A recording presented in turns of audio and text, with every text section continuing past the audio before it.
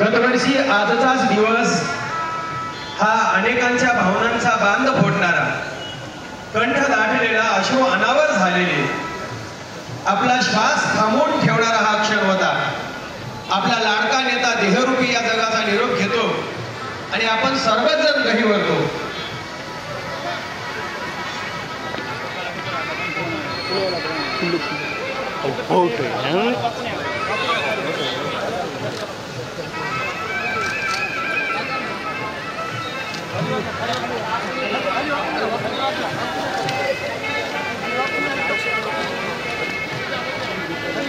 चला चला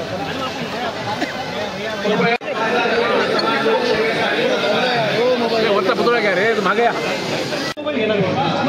समोर कोणाला सरळ घेऊन टाका मोबाईल, घेऊन टाका ना. ती एक जण वरती वाचली, त्याचा मोबाईल घेऊन टाका. असं केलं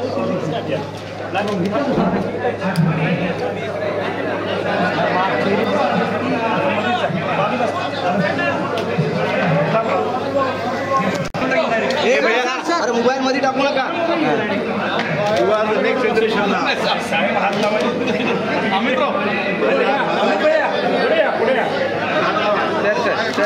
मोबाईल चला मागे सगळे या जीवन मृत्यूच्या प्रवासात अनेक माणसं इतिहास जमा पण कायम अज्ञात जगात असते. त्यापैकी एक नांदेड जिल्ह्यातील निष्कलंक व्यक्तिमत्व